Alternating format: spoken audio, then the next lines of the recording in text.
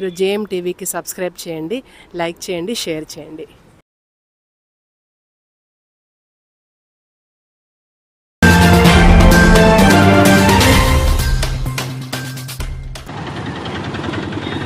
ప్రొద్దుటూరు నియోజకవర్గ ప్రజలందరికీ మీ బిడ్డలాంటి రాచమల్లు హృదయపూర్వకంగా నమస్కరిస్తూ,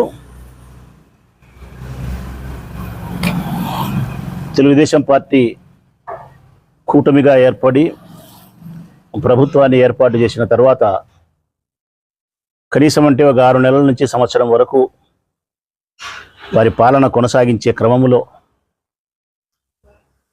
కొంత వాళ్ళ జోలికి విమర్శనాస్త్రాలు సంధించకుండా ఉండాలని నేను అనుకున్న మాట వాస్తవం. అయితే అంత సమయం కూడా తెలుగుదేశం పార్టీకి సంబంధించిన ప్రభుత్వం అంత విశ్రాంతిని కూడా మాకు ఇవ్వడం లే. మీరు 6 నెలలు విశ్రాంతి తీసుకుంటే ఎట్లా అని చెప్పి నెల కాకముందే ప్రజా సమస్య పైన మేము ప్రశ్నించాల్సినటువంటి పరిస్థితిని, బాధ్యతను మాకు కల్పించినారు. ఎందుకు ఈ పరిస్థితి వచ్చిందంటే, రేపటి దినం పెన్షన్ల పంపిణీ కార్యక్రమం జరుగుతుంది. 1వ తారీఖున పెన్షన్ల పంపిణీ కార్యక్రమం. చంద్రబాబు నాయుడు గారు ఎన్నికల కంటే ముందు ఒక వాగ్దానాన్ని ప్రజలకు ఇచ్చినారు, ఈ రాష్ట్ర ప్రజలకు. ఏ పెన్షన్లు అయితే ఈ రాష్ట్రంలో పంపిణీ చేయబడతా ఉన్నాయో, వివిధ రకాల పెన్షన్స్, వృద్ధాప్యంలో ఉండే 60 సంవత్సరాలు పైబడిన వారి పెన్షన్ 3,000 రూపాయలు జగన్మోహన్ రెడ్డి గారి ప్రభుత్వం ఇస్తూ ఉంది. నేను ఆ పెన్షన్ను 4,000 రూపాయలు పెంచుతూ మీకు మాట ఇస్తూ ఉన్నాను.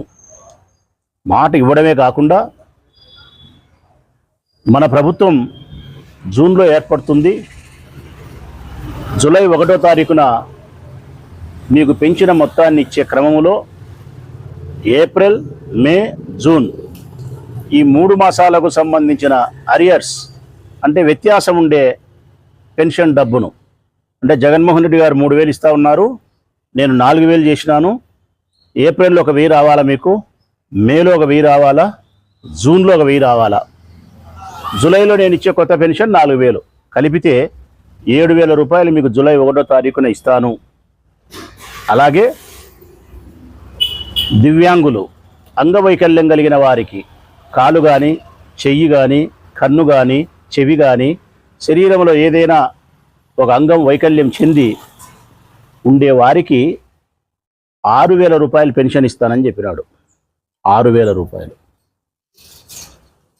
అలాగే మంచానికే పరిమితమై బెడ్ రీడ్ అంటే నడవలేని వారు, బాత్రూమ్ కూడా పోలేని పరిస్థితుల్లో, వారి యొక్క కాలకృత్యాలు కూడా పరుపు మీదనే చేసుకుంటూ ఉండే స్థితిలో ఉండే వారికి జగన్మోహన్ రెడ్డి గారు 5,000 ఇస్తూ ఉన్నారు. నేను 10,000 ఇస్తానని చెప్పినాడు. కిడ్నీ పేషెంట్లకు డయాలసిస్ చేసుకునే వారికి జగన్మోహన్ రెడ్డి గారు 10,000 ఇస్తూ ఉన్నారు.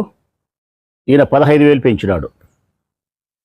ఈ 4 రకాల పెన్షన్లను ఏప్రిల్ 1వ తారీఖు నుంచి పెంచుతూ తీర్మానం చేసినాడు. ఆయన పెంచేసినా అని చెప్పినాడు. ఏప్రిల్ 1 నుంచి ఈ పెన్షన్ పెంచినాము, మీకు ఏప్రిల్ 1 నుంచే ఇది అమల్లోకి వస్తుంది.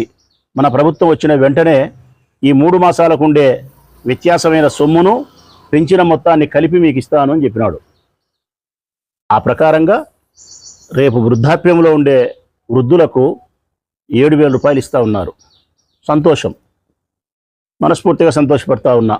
వృద్ధాప్యంలో ఉండే వారికి 4,000 రూపాయలు పెంచిన పెన్షను 3 నెలలు ఏప్రిల్, మే, జూన్కు సంబంధించిన 1,000 చొప్పున 3,000 కలిపి 7,000 ఇస్తూ ఉన్నారు. అలాగే వికలాంగులకు 6,000 రూపాయల పెంచిన పెన్షన్తో పాటు ఏప్రిల్, మే, జూన్ ఈ 3 మాసాలకు సంబంధించి ఆ 3,000కు ఈ 6,000కు మధ్యలో ఉండే వ్యత్యాసం 3,000 ఏమైతే ఉందో అది 9,000 ఇవ్వాలి.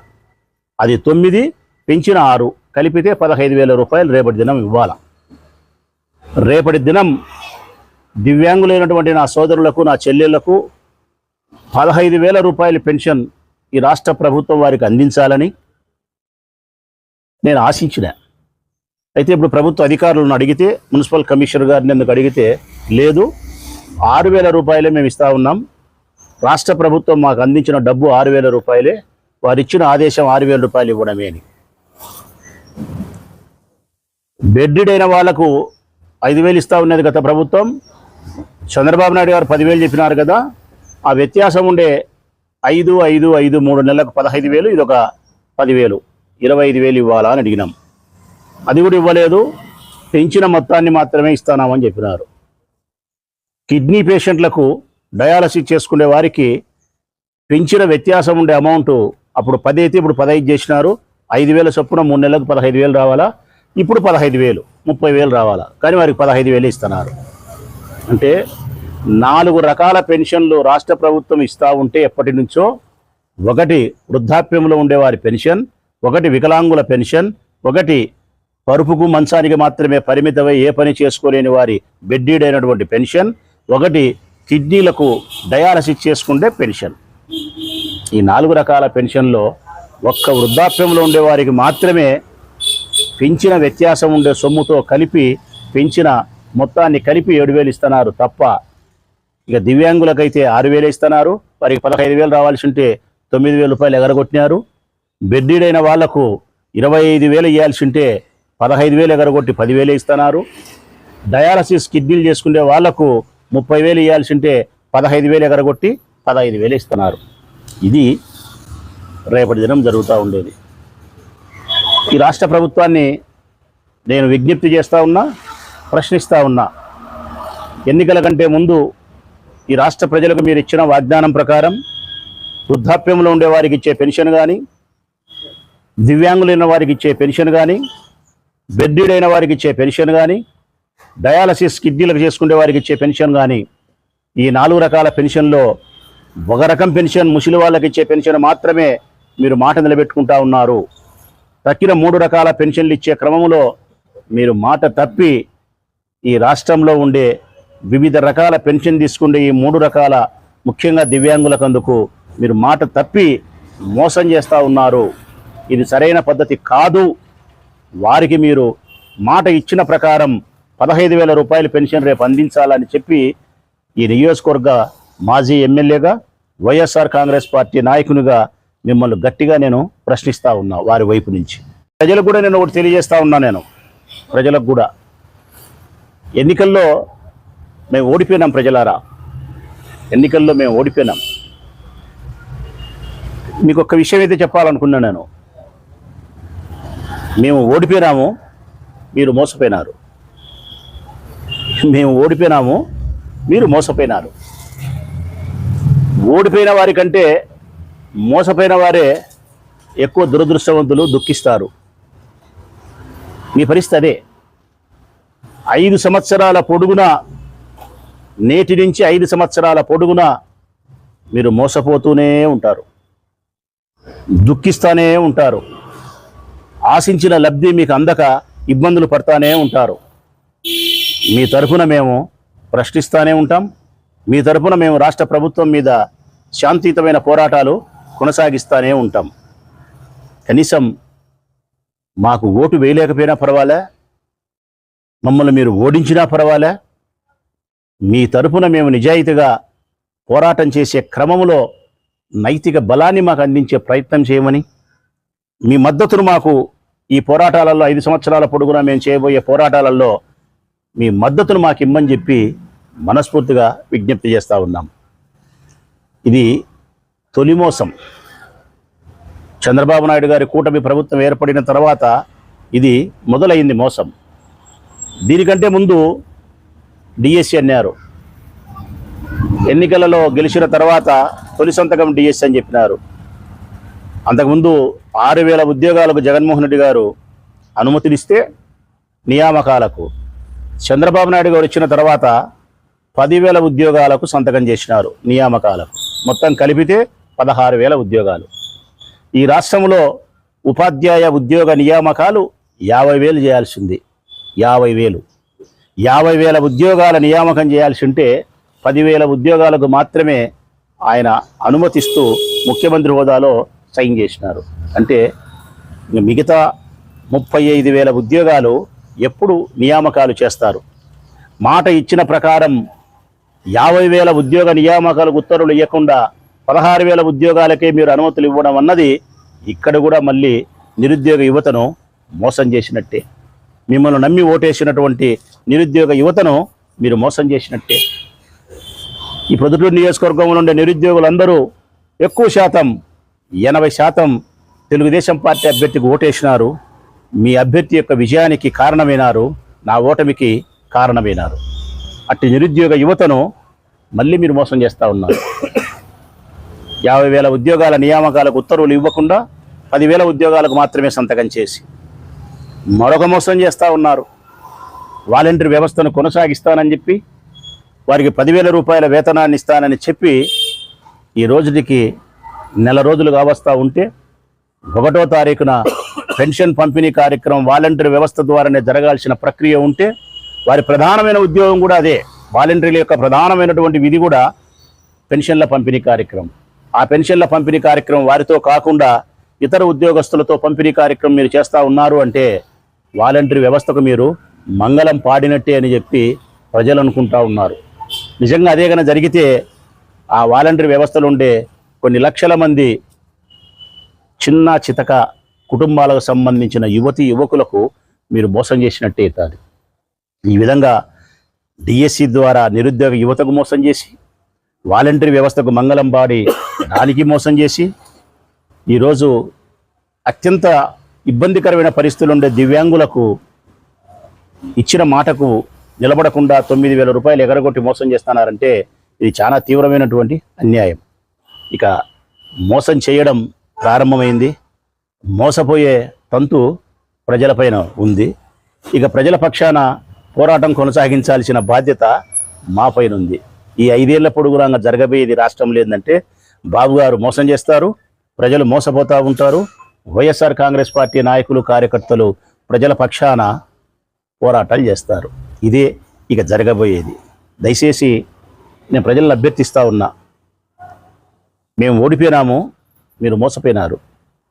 కనీసం మోసపోయిన మిమ్మలను గెలిపించడానికి మేము చేసే ప్రయత్నంలో పోరాటాల్లో మాకు అండగా నిలబడమని చెప్పి ప్రజలకు విజ్ఞప్తి చేస్తూ సదా మీ సేవలోనే వైఎస్ఆర్ కాంగ్రెస్ పార్టీ జెండా.